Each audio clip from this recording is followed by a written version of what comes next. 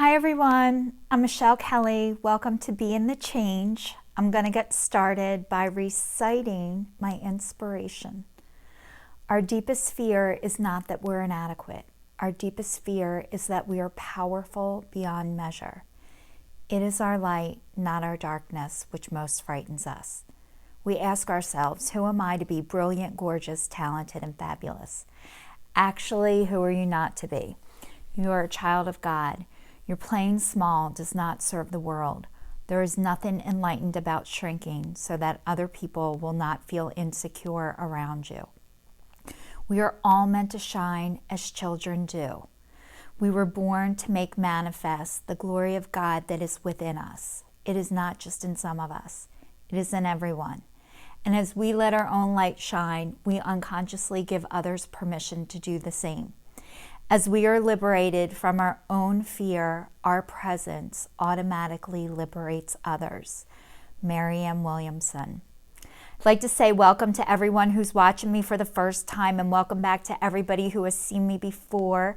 If you're watching this on YouTube, I'm asking that you please give me the thumbs up and subscribe to my channel. That would really help me out a lot, and you will get notified every time I put a video up. So sometimes I always release them on Facebook on Thursday nights, but sometimes I do them on Thursday earlier, so you would get notified right away. So, I've been doing these videos once a week, every week since 2019, stating that I broke up with fear, I broke up with shame, and I broke up with guilt. And what I'm realizing is this is a daily thing that I have to do every single day, because fear, guilt, and shame hasn't broken up with me. And so it's a daily practice. And I wish I could say I mastered it, and I have great news for you, and I'm just living this fear-free life and all is well, and I'm living happily ever after. But I'm living my happily ever after the best way that I can. And part of that is sharing that with all of you as I'm going along on this journey. So I was talking last week about being rejected by people that I would be devastated before if people rejected me. And what I have since realized, and I heard somebody say this a long time ago, is rejection is God's protection. And every time that I get rejected from something, God has something better planned for me, even though I can't see it. And I have to trust and believe that. And right now, we are going through a major crisis, scare, anxiety, panic city. And I would love to tell you that I don't panic, that I don't live in fear. But last night, I ate half a bag of Russell Stover's jelly beans, and then I topped it off with some Reese's peanut butter cups before I went to bed. So I think I'm panicking. So I'm trying not to, though. I'm trying just to stay in the day and stay in the moment and not go down the road. And, one of my biggest fears for the longest time is not death.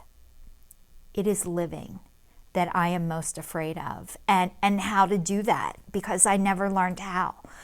So living day by day and trusting that I am not in control and that there is a bigger power than me that is, and thinking that I play a part in that is such a joke. Like, I can stop anything from happening. The only thing I can stop from happening is how I treat other people and how not to harm myself. And that is a daily practice.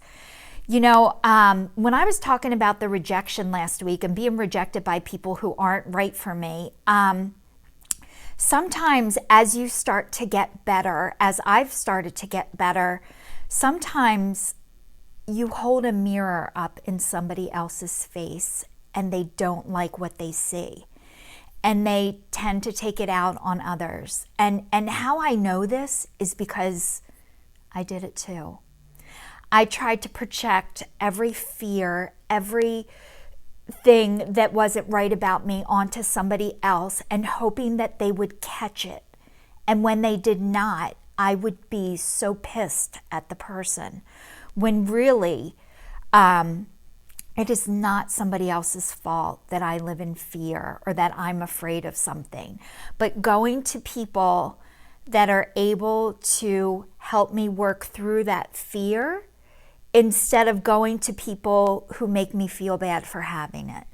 So that's what I'm learning, and that's what I'm practicing, is that not I don't live in fear and things don't bother me, but when I go to somebody else that you're supposed to, who I want to go to are people who respect my vulnerability and realize what a gift that is when I come to you, and that you treat that with the utmost respect that you possibly can.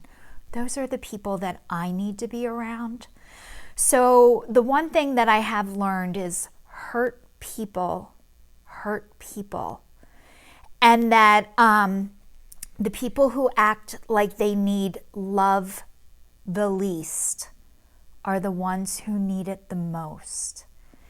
And it's really hard for me to want to show love to people who are not nice, but really what they need is love. And I'm able to give that now. And for the longest time, I wasn't able to.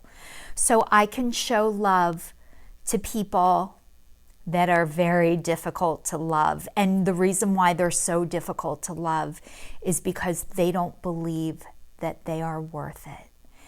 And everybody is worth love. And I know that I am now too. And I thoroughly believe that. And I hope anybody who's watching this believes that you are worth love and you are worthy of everything and anything. And you don't have to steal it from people, and you don't have to manipulate people in order to get it. And that's how I thought I had to get it. And now I know I don't have to behave like that. And I'm practicing. So I hope that you guys want to practice with me too. And stay tuned, and I'll see you all next week.